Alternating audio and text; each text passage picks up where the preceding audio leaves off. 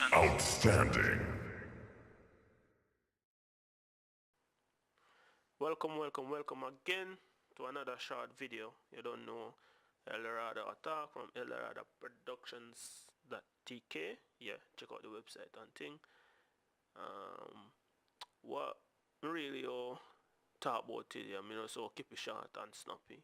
Is a beat to me go mix, so upload it and thing, but it come to mind that, you know, me I see a lot of things online in which somebody a look, you know, really see some point out some stuff for me to do. But me go share it with you. Also, it's about levels and panning. This video is brought to you by Eldorado Productions Dancehall Hit Kit Volume Number 1. You can download it for free on my website. That's eldoradoproductions.tk. 7 drum samples that cut through your mixes. You can download this one. It's for free. That's Eldorado Productions Dancehall Hit Kit Volume Number 1. Check it out. It's a must-have drum kit. It's a ready-to-use drum kit. It's a dancehall drum kit. It's a free drum kit. Download it. Use it. It's a royalty-free drum kit.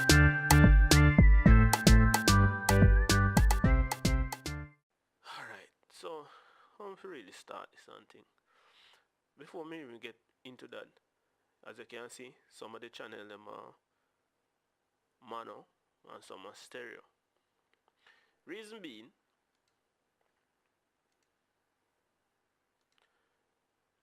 is that sometime when the sound them not really level that much when them from the VST plug-in them, me mix them in a stereo, and sometimes me just mix them in a stereo overall. But other than that, me always mix in mono. I think me I go do one video about that sometime soon. But beyond that, we are talk about levels and panning to really get your sounds level and pan them in a them right space.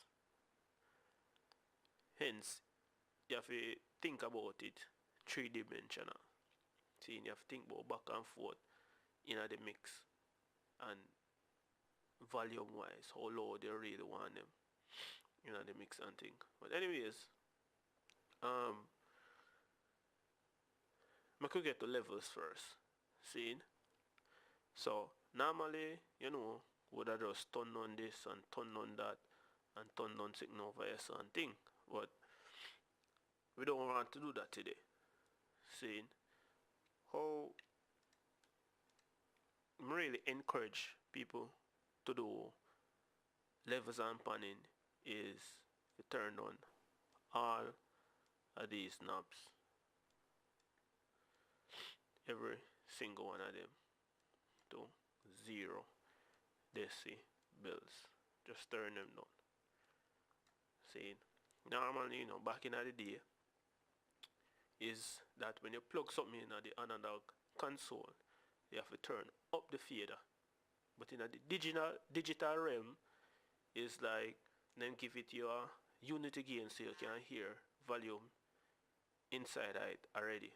But back in the day, you'd have to push up the fader to really get volume. So you push up the fader to an appropriate level to really get volume. Now, we use the back in the day concept. Reason being, when you do it like this, you get a lot more headroom to mix. Meaning, if you up your side, you just turn it down to appropriate level. You just turn it down so you won't reach digital clipping, in which when you do it from the lower levels up, you return it to appropriate level where you know you can get appropriate sound and a lot more headroom to mix. So when you add your effects them and mix, so if you mix through auxiliary and road to mix bus and all of these things, you will still have a lot of headroom to master. So I encourage people to really mix low, so you have a lot more headroom for master. Alright, so make we get to levels first. So we don't play the beat. Play the beat. Alright, so make we start with the piano.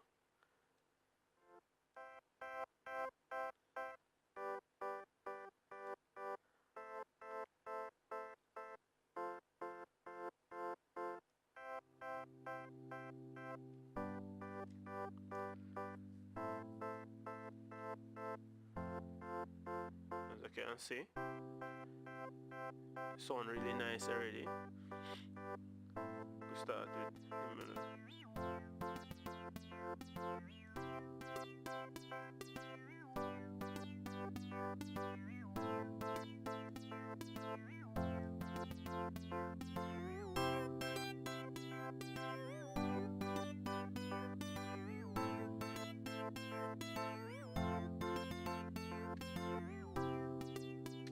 And sometimes even in when you do levels and panning, sometimes you really have to trim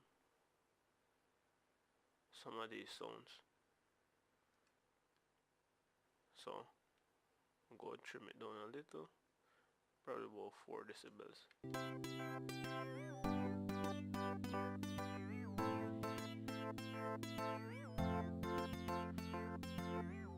Yeah, these are minus 6 decibels and the output a good value.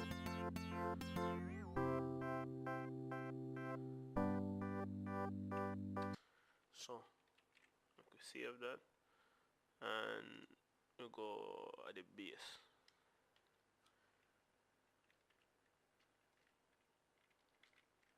Alright, start with the sine bass first.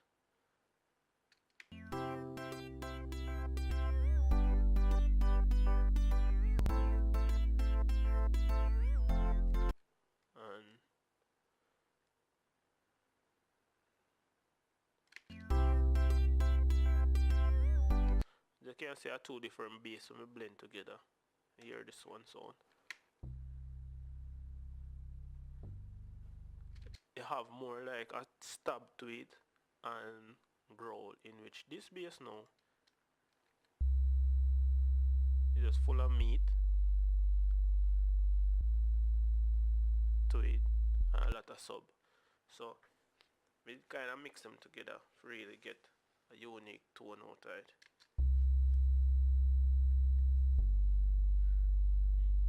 So make you put it back in a mix.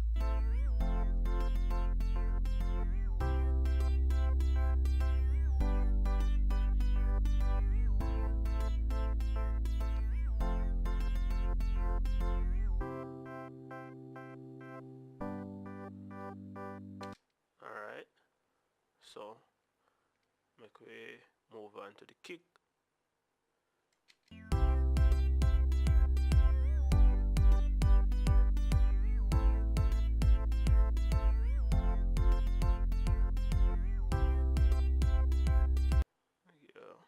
Like how that sound. Alright, so all of these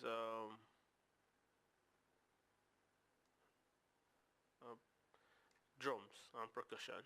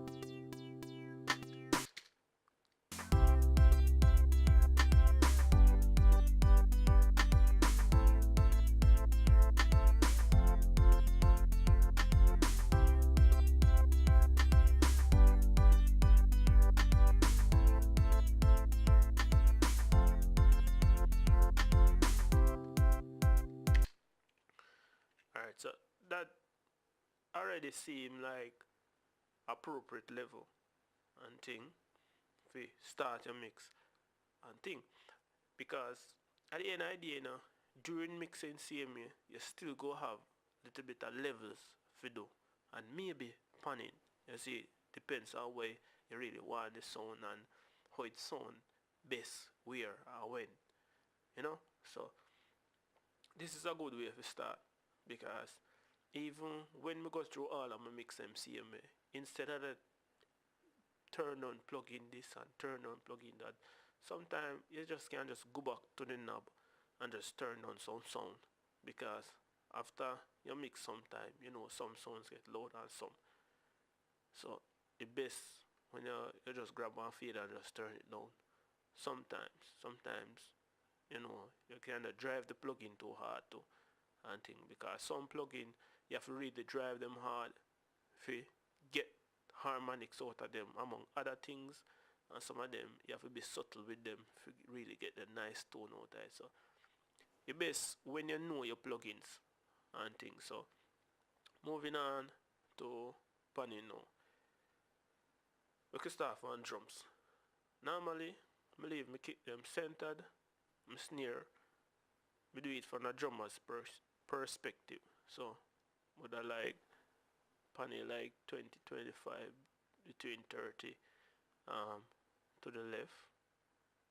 Let's see how it sound is. So go through the drums. So snare, drums, center. So I can mute everything else.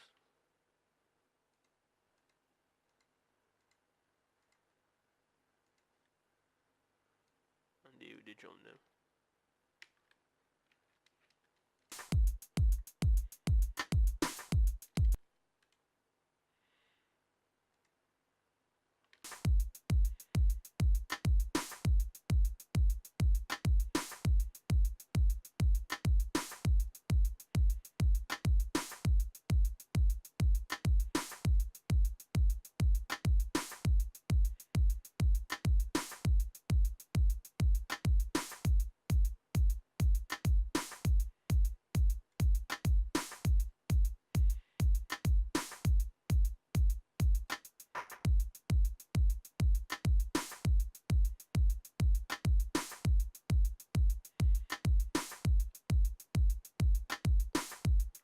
Alright, this is a hi-hat, but we're going to treat it as a precaution and things. So we go so pan it to the right.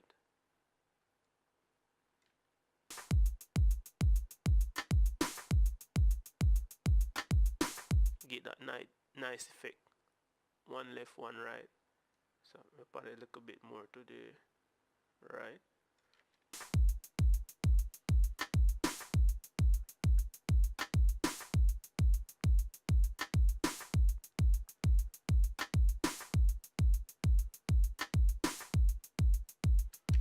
Alright, so that good so far, right? Alright. Bass. I normally leave bass centered and thing. So we'll check out the piano then.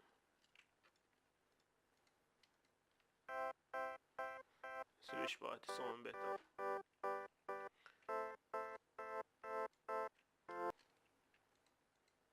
Center it.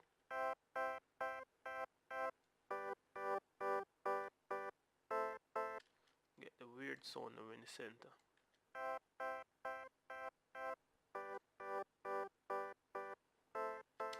Let's all leave it stereo.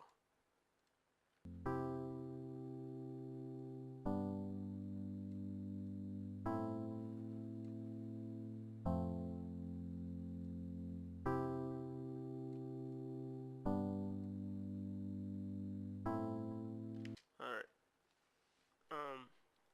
Now all the while you have to do them on exact numbers. You know, because through this have a wobbling effect as you can see. Are here too. As you can see in the meters, you have a wobbling effect. So it's good when you leave it unbalanced too.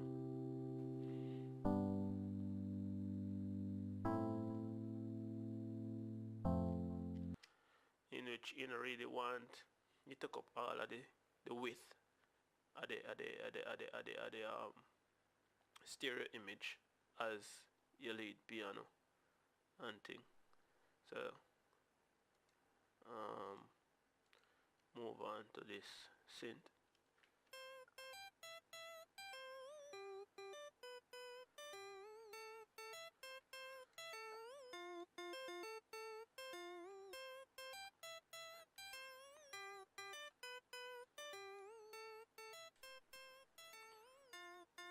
Sound thinner, but when you center it, it sound more full.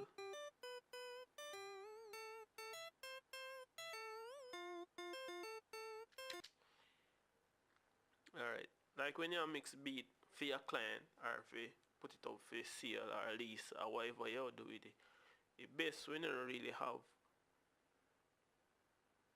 everything pan hard right, hard left, and every and most things pan centered, because an idea, you know, to how most people do demos on this track, then we do one lead vocal. So you know, so the vocal I go center. If they do ad lib, then go pan one hard hard right, hard left. So you don't really want to use instrument really take up all of them space. So you have to really careful how you pan your instrument them and where you pan them to.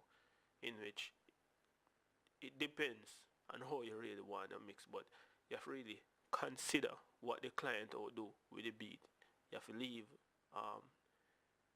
mid or you have to leave center in it too, and hard left or hard right. You have to consider all these things when you mix beat.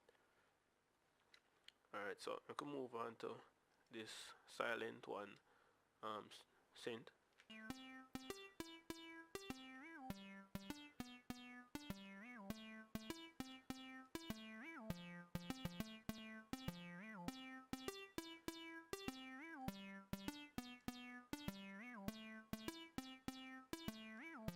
Like that. Like that, yeah. So make we hear overall sound.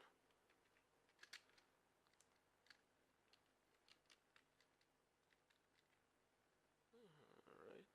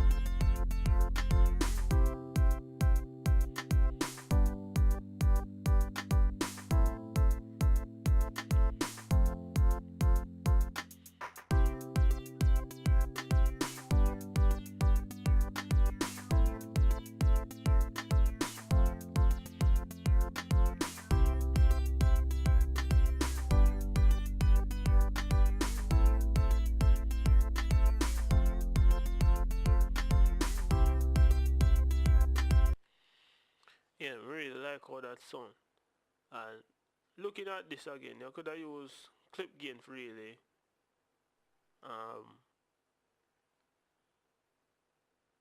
if you kind of trim it.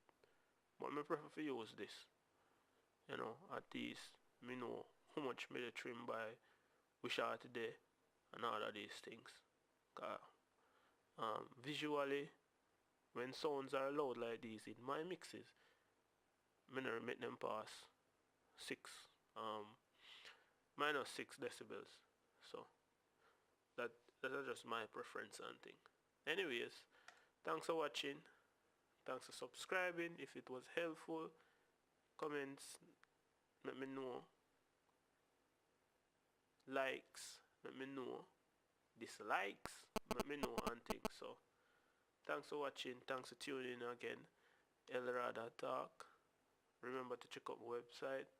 Have a drum kit over there and sections of release beats and things. So peace out. Thanks for watching. Elrada upon the beat. So upload that one, yeah, and thing. Alright.